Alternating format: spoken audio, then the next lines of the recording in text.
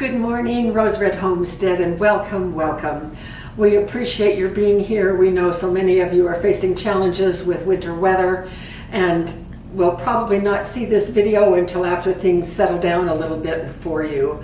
But just know that we're thinking of you. Today's video is a result of one of the requests that we received when we asked for your suggestions for videos for this year. This person said, could you please show us how to mill grain? In fact, 2 or 3 of you have said, what does cracked wheat mean? What does cracked grain look like? And so for this video, which goes precisely to self-reliance, food security, and emergency preparedness, all 3 of our major themes, this video is going to talk about 4 different things. First, we're going to talk about why store grain in the first place. Second, which grains are the best ones to store. Third, how do you mill whole grain? And then fourth, how do you use the grain? These are all really, really good questions if you are going to start storing or if you have already stored grain. So our first question is, why store grain in the first place? Grain is probably the most popular food storage item because of its long shelf life. You can store grain for 30 years. And of course, wheat is the major storage grain around the world. It's what you make bread with. It's the staff of life, so to speak.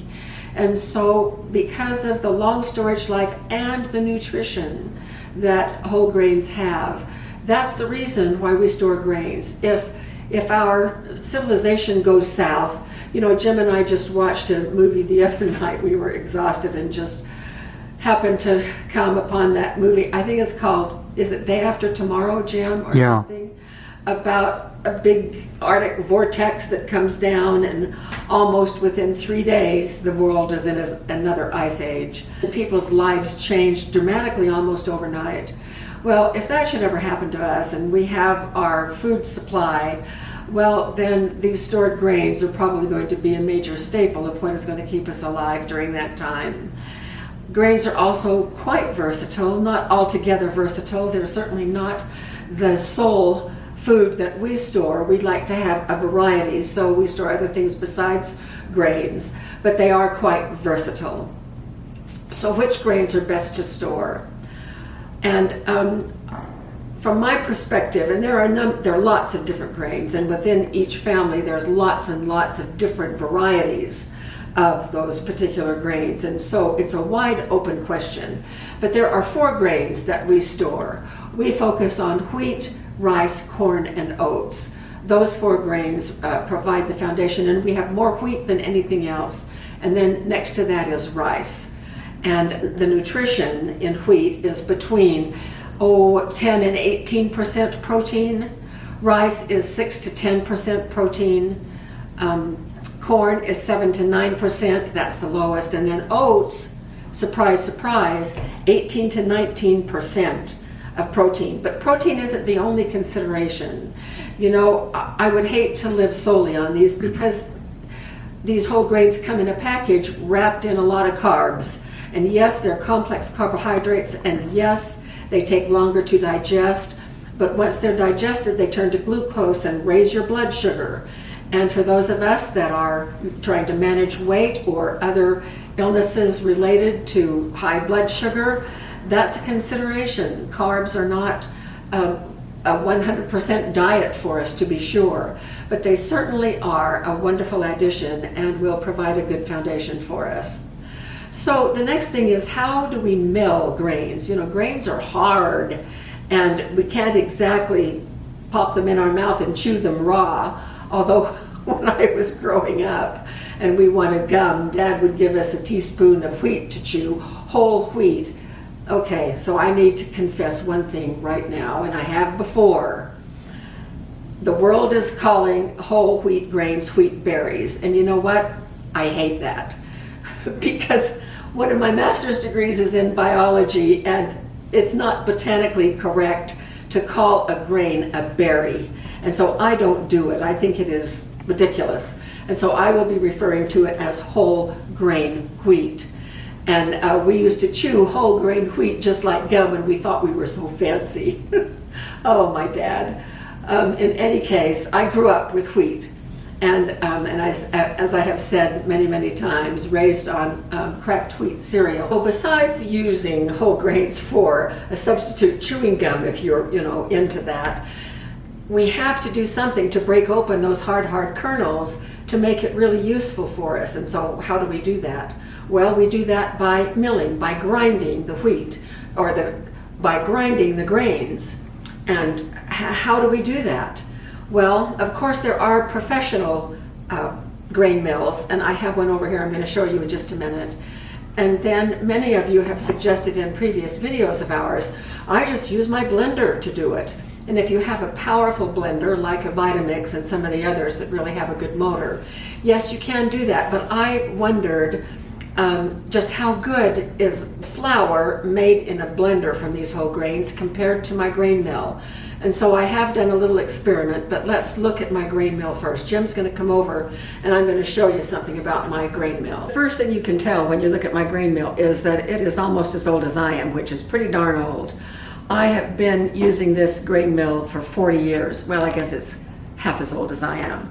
40 years. This has been in operation pretty regularly. This is a phenomenal grain mill, but sadly, they do not make them anymore.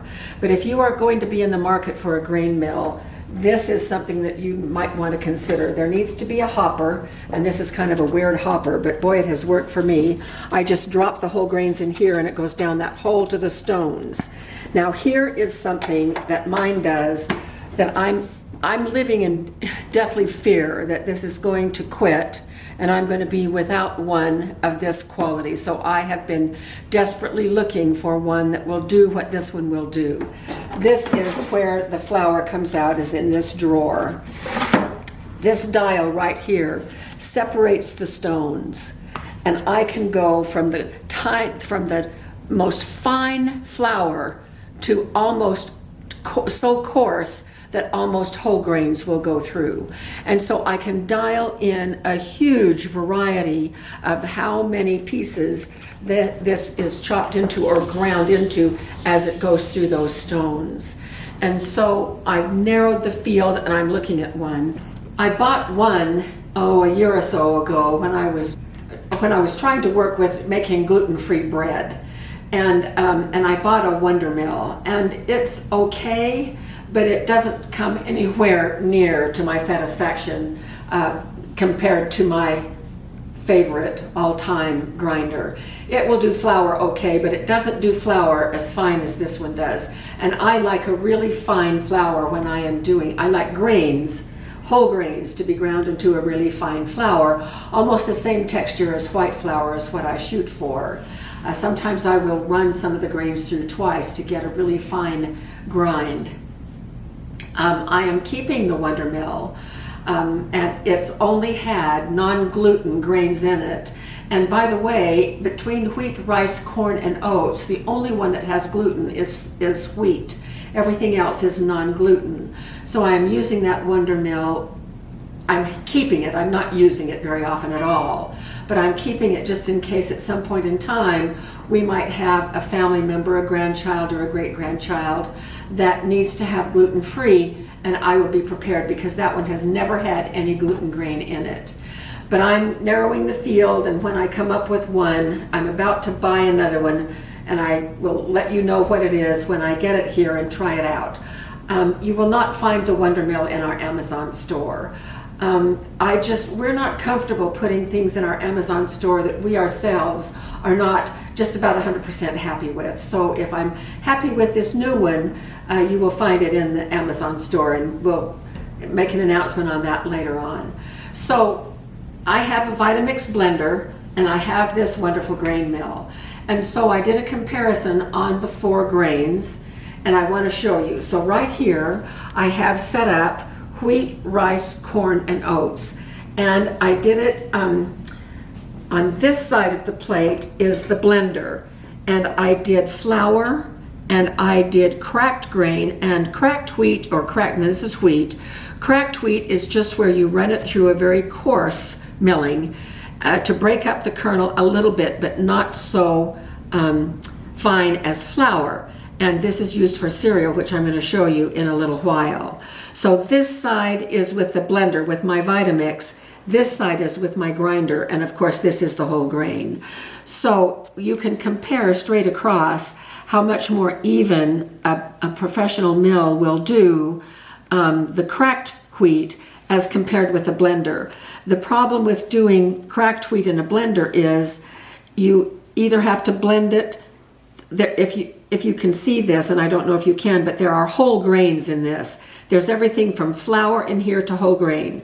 In this one, there's everything from flour to quite evenly chopped up whole grain. There are no whole grains in here. It's all cracked. Now, in terms of the flour, many people would probably be satisfied with the texture of this flour, but I am not. I would not use this flour in my bread baking. It is too coarse. This flour is so fine. It is almost as fine as white flour, as close as I can ever get to white flour. So this works fine for me, but I would not use my blender to do either of these. But I would use for my mill, does a great job on both of these. Next is rice. I can hardly feel a difference in the texture between the rice flour in the blender. Well, there is a little bit, but if you are non-gluten using person, then this rice flour would probably be fine enough. And actually, I would have to say that the blender did a better job than my mill, because my mill, you can see that it has whole grains in it. And that's because it just went straight down and through the stones without there being enough contact between the stones to do it. But who uses cracked rice anyway? I don't know of a recipe that does that, but the blender did a beautiful job on this. Over here is corn. Now, if you're following our videos at all, and this corn is going to look funny, storage corn is always field corn. This is nixtamalized corn, which means it has been treated with pickling lime to release the nutrition. If you just use regular dried corn that many people have in their storage, it has hardly any nutrition, because the nutrition is locked inside the molecules, and it's not released until it goes through this process called nixtamalization. And then once it is nixtamalized, you can use the products for masa and masa flour. So this is masa flour from my grinder, and it's just as fine as can be. I could make lovely tortillas with this. You cannot make tortillas with regular storage corn. It just doesn't work. But it has to be nixtamalized, and we have both a book on this. My daughter and I wrote a book on the amazing qualities of storage corn, and the blender does, this would be cornmeal. It's not quite as fine as this, but it would certainly work for cornmeal, and it did a pretty okay with cracked corn, and this is much more even textured. Back to rice. For the rice, my sister and I have done a book on protein bowls, and we have a lot of information about rice in that book, and both the corn book and the rice book are up on our bookstore and are worth for you to go take a look. You can download the table of contents to see if it is of interest to you.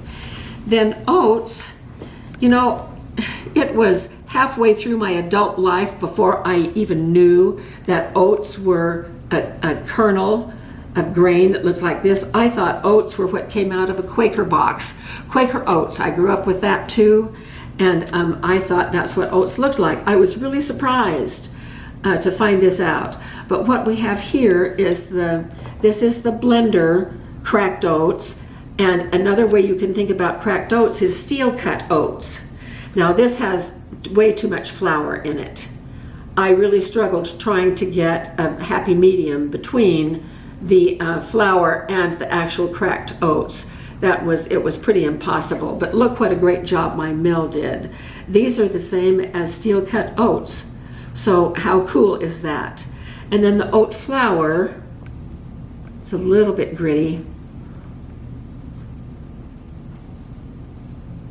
and this is far more fine, but I think I would be satisfied if all I had was a blender, I would be satisfied with that oat flour. So that was kind of a fun experiment for me to do. And at least if you have a powerful blender and you store grain, that is a great start. But ultimately, from my perspective, I would want a mill in addition to a blender. And there are a lot of them on the market, and some of them are quite expensive. And if you've watched our videos very long at all, you know how pragmatic I am. I'm just practical minded. I'm not going to pay $700 for a grinder. I want to find something that I can use that is very adequate for what I want without any kind of a fancy case or anything like that. And so I'm still on the lookout. So I think the thing to remember in terms of whether you buy a professional mill or just use your blender is that you need some versatility. It would be great if you could go from the whole grain to the flour and everything in between, which would include cracked wheat in various sizes. Now, if you do that, then that brings us to how do we use it? How do we use these in this format anyway? Well, I'm going to just use wheat as an example. There are lots of different ways. First, you can use it for a morning cereal of some kind. Now, this is cooked whole grain wheat. And this is cracked wheat cereal. It's been in the fridge, so it's gelatinous right now. But and remember that over here, this cracked grain has both flour and the hard pieces of grain in it. That's just what happens when I mill it through my grinder, and most grinders would do the same thing. And so this has more stickiness to it. And I haven't had my breakfast yet this morning, but here it is right here. I'm going to warm this up, half of it, and have this for breakfast with a little fruit on the top. Many mornings we would come downstairs to eat. Mother would call us to breakfast, and bowls would be all around the table for our large family. And either Mother or Dad had taken raisins and made little happy faces with raisins in the cereal. I think they did that even before happy faces became so popular. But anyway, that's kind of a fond memory that I have. Now, this whole grain, what can you do with this whole grain cereal? Again, people will call these whole berries. Well, we had these for breakfast as well. It takes longer. For instance, this took about 20 minutes to cook, maybe a little bit less, maybe 15 minutes. This took almost an hour to boil down. And this is a 3-to-1 ratio from whole wheat to water, and this is a 2-to-1 ratio. And so that's how this is cooked. Now these I remember so fondly.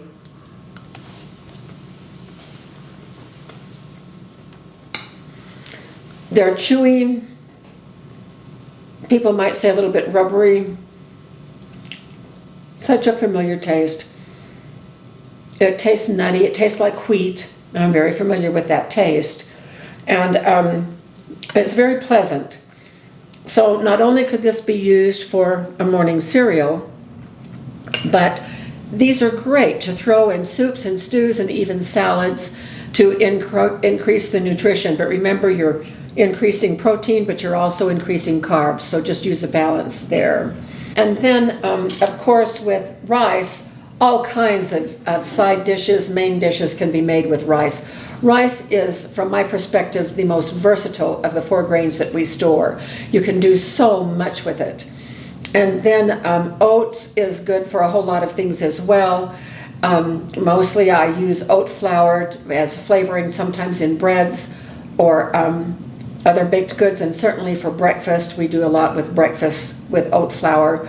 And then corn, that nixtamalized cornbread and tortillas and all kinds of Mexican foods that our family just absolutely loves. And so there are lots and lots of variants that you can use. In our book on corn, I think we have, oh gosh, I can't remember how many recipes. In the rice book, my sister and I did an interesting thing. She and I are both fairly practical, but she is probably a little bit more fancy of a cook than I am. And so she did fancy protein bowls recipes using ingredients that are readily available. And then I took her recipe and transposed it for how we could create as similar a dish as possible using food storage ingredients. So it's called the Plain and Fancy book on protein bowls. And so it's 12 recipes done 2 different ways each. So there's 24 recipes, one fancy with today's ingredients and one more plain with food storage ingredients. And then with our corn book, we show how to nixtamalize corn, and then we give a lot of recipes of how to use that nixtamalized corn in a variety of ways. So the last thing that I want to talk about is baking with whole grains. So I'm going to clear this away and we'll be back in just a moment. Jim makes me laugh.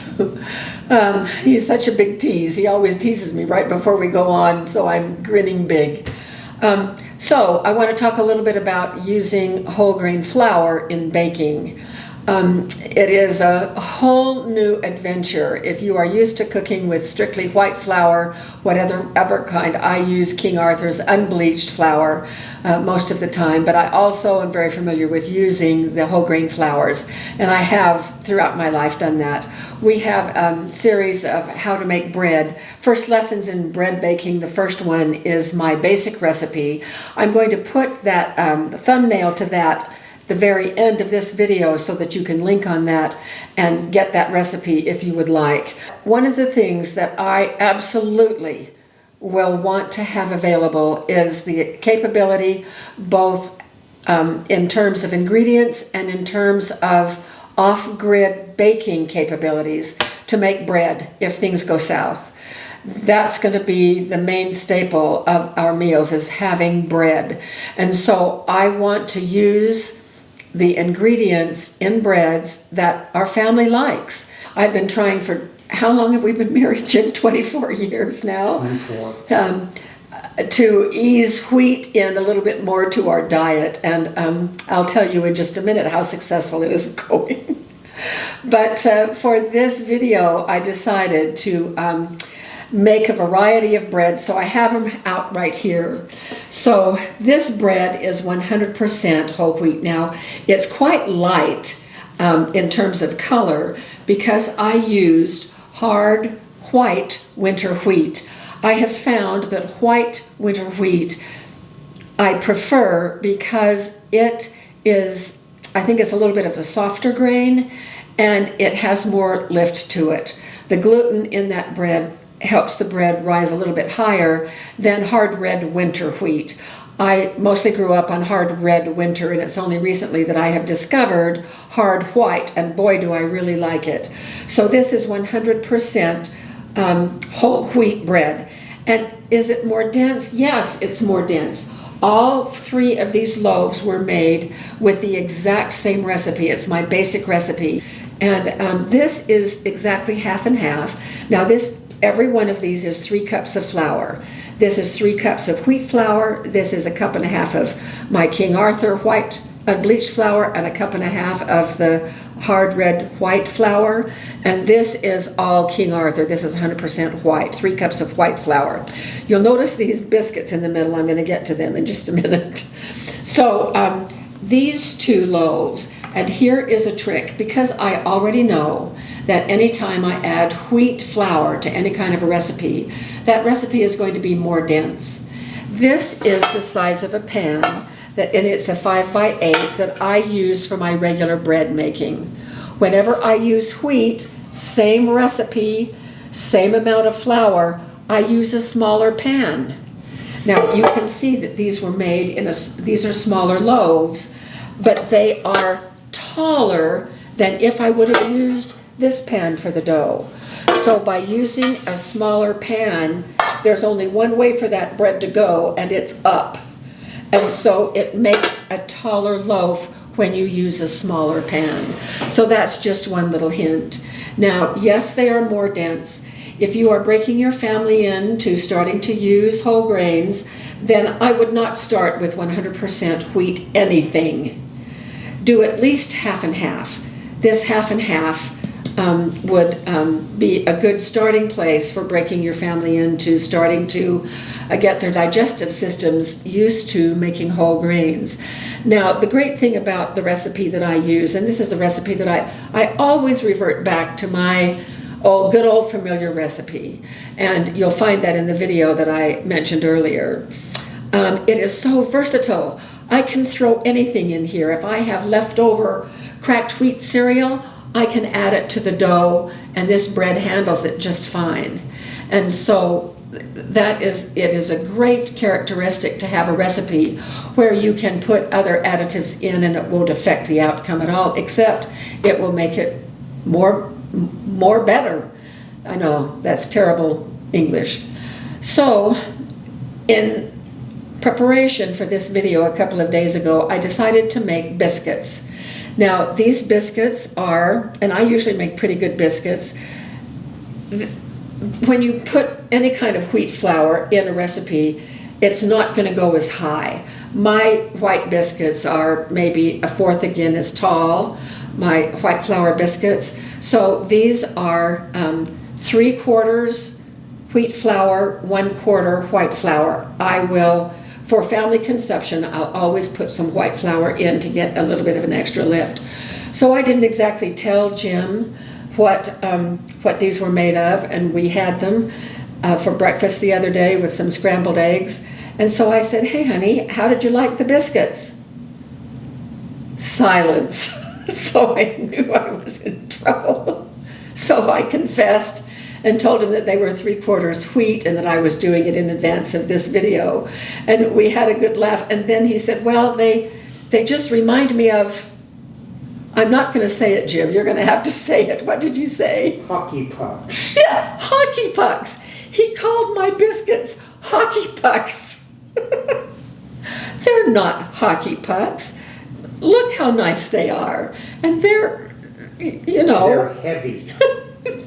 They are heavier. They are more dense. The taste is fine. He said, these would be great if you just slathered them with honey. And so, yes. So those are some of the things that you may run into as you are trying to break in either yourself or your family to using wheat. So go easy on the wheat for a little while and then just sort of ease it in. And then if we have to, we can survive on 100% whole wheat bread. So just to wrap everything up, we've talked about why we store grains, which grains are the best to store, knowing that there are a lot of varieties of some of these that you can store. And then we talked about how to mill whole grain using a blender or a professional mill. And last of all, we've talked about how what are some of the ways that you can use the grains that you have stored. So I hope that this has been helpful. I'm hoping that we can all have a basis of good grains that are stored and that we will have the equipment on hand to be able to use them in a whole variety of ways. And we're here to help with that. So if you have more suggestions for what we can do to help you get more comfortable with using grains, please let us know and we'll do more videos. So thanks so much for being with us and we appreciate it very much. See you next time.